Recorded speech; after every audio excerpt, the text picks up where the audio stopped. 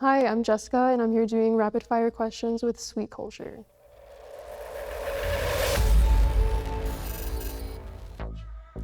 Ooh, most about me?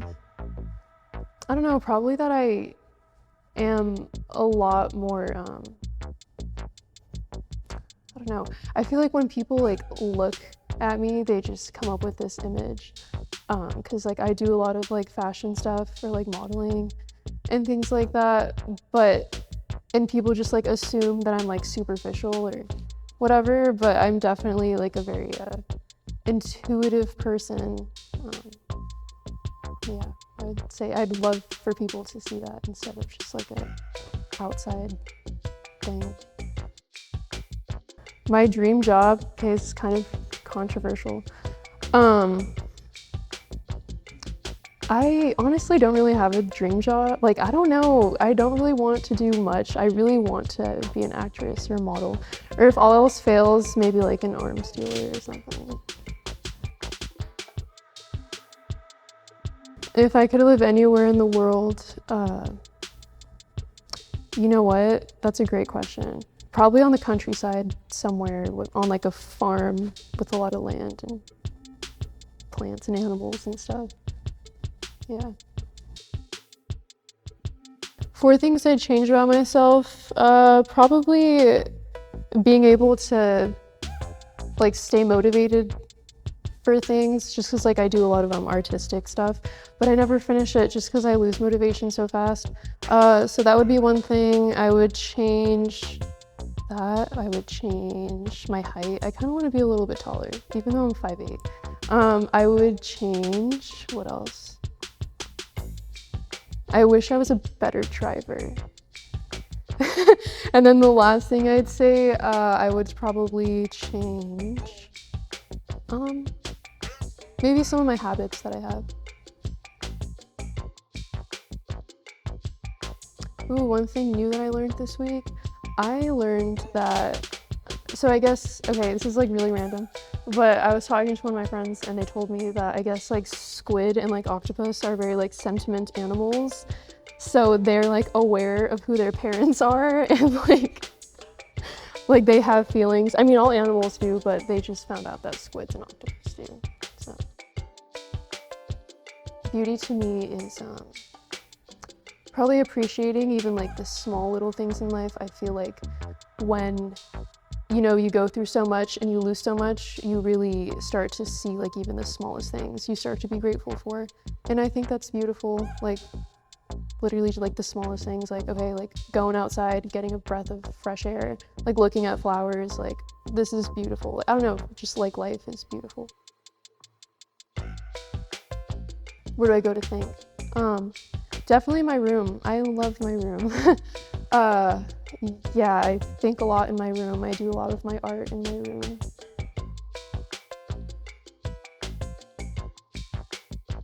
Absolutely. I think it's really, I feel money is one thing that it does not buy happiness, no matter what people say. I have seen so many people that are rich and they're just so miserable because they don't have a good life partner, or they don't have the values in their life that just make it a quality life, because money is just it's physical, and they mean at any point in time money can lose its value. So why sell out, doing things for money if it doesn't make you happy? What is reality? I feel reality is definitely what you make it out to be. I know a lot of people try to, bend their reality. So a lot of people they take the initiative to just make their dreams come alive. And for some people it's super easy because they have the resources, but for some people it's not. So I feel reality is definitely what you make it out to be.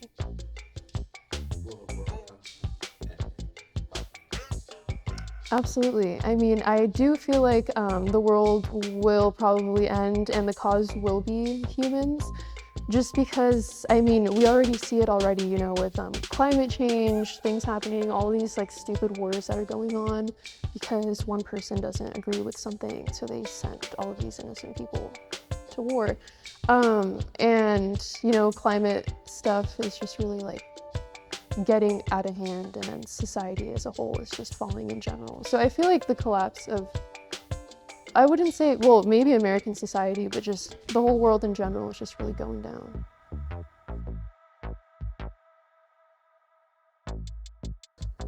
Does understanding philosophy lead to progress? Absolutely. I feel like the things that I have learned, because I've always been into philosophy ever since I was like 15. Like, I would be reading like these giant books, and then I try to put like my friends onto it, and they'd be like, what the like, no. But yeah, there's a bunch of different kinds of philosophies out there that can definitely help you with just getting a new perspective on things, like nihilism, or like stoicism is another one. It kind of just helps you, not care, not really look at your issues as actual issues, but as just experiences. So like, it's all an experience of the human experience, which is kind of meaningless. So my favorite flower, probably baby's breath, the little like white flowers. Yeah. Close friends describe me as very reserved. Unless you really get to know me, then I don't shut up. But I don't say much unless I really have something to say. And it comes off as rude to a lot of people. But I mean, I'm not rude, I just don't have anything to say, so.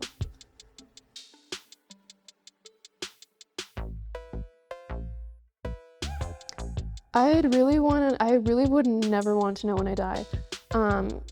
That's a great question though. Would I want to know beforehand or just die suddenly? I don't think I'd ever want to know, just because I've had so many encounters with death, and it hits you and then you learn from it. There's always a lesson in it. So I feel like if I ever do die, then that's just how it goes.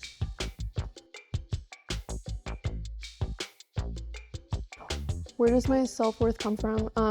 Definitely is an inner thing for me. I've had to build it up through so many years. Just because, I've been living in so much like cycle of chaos. It really manifests itself if you don't change how you're thinking. So I feel like me changing how I'm thinking, changing the habits in my life really has given me a different vision of my self-worth and who I perceive myself to be. Describe myself in 3 words. That's a good one. I would say quiet, creative, and what's the 3rd one? So quiet, creative, and probably apathetic. One thing I own that I wish I didn't. That's a great question. Gosh, I have a lot of things I own that I wish I didn't. I have this, so my grandpa has a house, well, he's dead, but he has the house that is like extremely haunted, and I own something from that house. And I mean, I own a lot of things that are like secondhand or like thrifted or antique stores. But yeah, it's like a rosary. But I don't know, ever since I brought it into the house, I've been experiencing some kind of weird stuff. But it's fine, it's okay. What calms me down? It's taken a lot for me to learn what calms me down, just because like the way my brain is wired is not how I want it to be.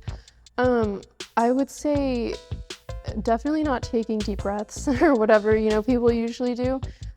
But just like reflecting on the situation before I react is what calms me down, and seeing the bigger picture. Like, it has been hard, but it's very important, because when you're in that state of mind where you're not calm, you can do a lot of things that you will definitely regret. Is suffering a necessary part of the human condition?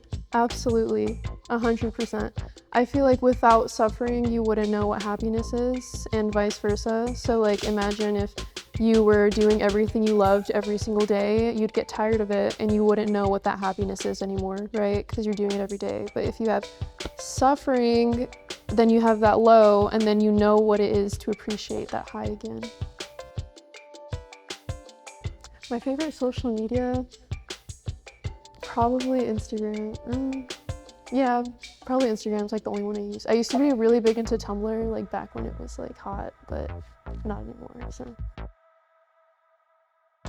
social media has definitely been in both, I'd say both a negative and a positive. A positive because, you know, you have these people, like these creators that just make content and they like live off of like streaming or like modeling or whatever. Like that's cool, but I also feel like it's definitely a negative because, like, not to sound so cliche, but you know, there's just all of these ways people want to like look because of social media. And then I don't know, I feel like a lot of people, they create like a fake personality because they see it on social media and they think that's like what the norm is. And then if you're anything outside of that, then you're like a fucking weirdo or whatever, you know? So it's definitely not a good thing. One of my weird quirks, I do a lot of like weird creative shit. So like, one reason why I know I cannot have a roommate is because like, I have like bad insomnia sometimes, and I'll start playing the piano at like 2 in the morning. And I mean, it could be creepy for some people, which is why I'm like, I have to live by myself.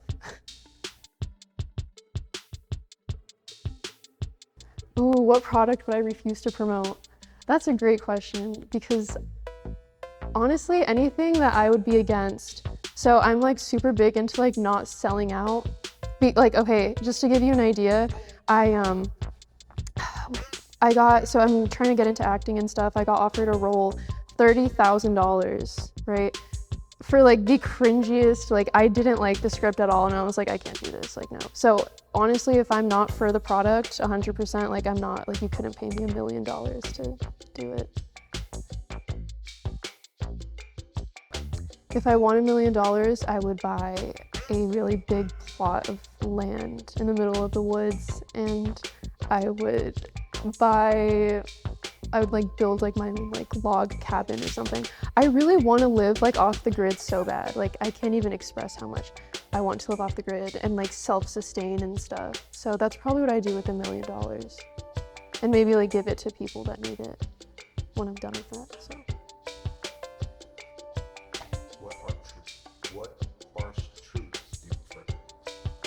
What harsh truths do I prefer to ignore? There's quite a few. I would say maybe the fact that like it's stupid to like envision like where you're gonna be in like 5 years or like even a month, because like, you know, who knows what's gonna happen. That's one of them. I have some friends in Ukraine that are fighting right now, and I don't know, like it's just weird to, you know, live daily life and then also think of what people you know are dealing with in their daily life. So that's another hard truth that I've had to come to terms with. And then maybe just being myself is probably a hard truth, like acknowledging the way I feel sometimes, acknowledging the things I do, like knowing like, okay, like it's fine to feel this way, it's fine, like this is you. So I feel like that's another, I wouldn't say a hard truth, but something I've had to come to terms with. Has my world ever been rocked? Absolutely. Ever since I was like, literally, I have lived, like not even as a flex, like, I don't know, people always like say like, oh, well, I went through this and then this happened to me and this happened to me. Like, I don't think that's something to be proud of, but I have definitely like gone through a lot, and it has opened my eyes at such a young age. Like I'm only 21, but I feel like with the experiences I've had in life, it's just given me a better perspective on things, which is nice. So I am glad that my world has been shaken up quite a few times, because it kind of bursts you out of that like everyday kind of like fake reality that a lot of people are living in. My biggest strength is probably like being courageous, or like just keep on going, you know, even though things get like really difficult sometimes. There's always like an end to everything, you know, like good and bad. Kind of like the question we had earlier, like, can there be happiness if there's no, or if suffering was like necessary. Yeah. What inspires me? Definitely seeing my progress as I look back, like on where I used to be in life. You know, sometimes I feel like even like where I'm at, like this year, like last year, like I'm not making the progress I want to make. But you know, when I'm at the place I'm at right now, and then I look back at where I was, like even like 4 years ago, that really inspires me to just keep doing what I'm doing. Oh, some advice to the younger me would probably say, try to build like better relationships with the people around you, or like pick who you're hanging out with more wisely. Try not to take everything too seriously, like it's not the end of the world. If I could have one message on a billboard, it would probably be like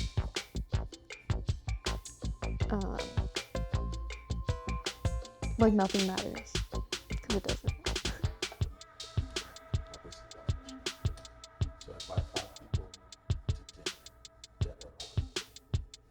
Ooh, yeah. So if I were to invite 5 people to dinner, whether they be dead or alive, okay. So,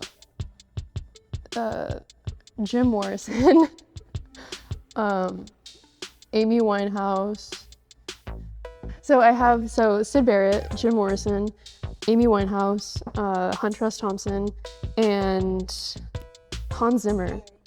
He's a musical producer. He makes like scores and stuff for a lot of really good movies, and they're really good.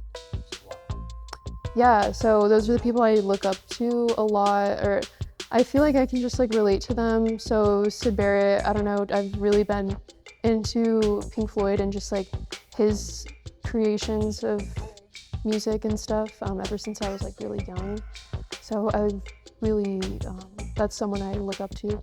And then who's the other person? Jim Morrison, same thing. I really admired his kind of like free will, I guess, in his life. Like he didn't really care, he just did what he did, which was nice. And he was really into this philosopher that I like also, which is pretty cool. So I feel like we have a lot, I relate a lot.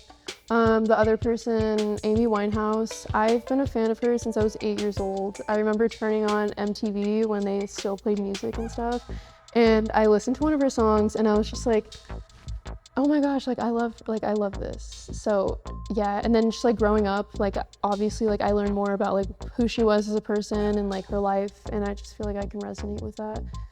Hunter S. Thompson, he was like this chaotic persona. That's a whole other long story, but very interesting person that also didn't really kind of just lived the way they wanted to. And then the last person, Hans Zimmer, just because I love creating and composing music, not like vocal music, but just like playing guitar or like doing piano or making like all these weird kind of noise sounds. So that'd be really interesting to have dinner with those people. Yeah, so my name is Jessica and I'm doing questions here with SweetCulture, and you can find me, here's my ad.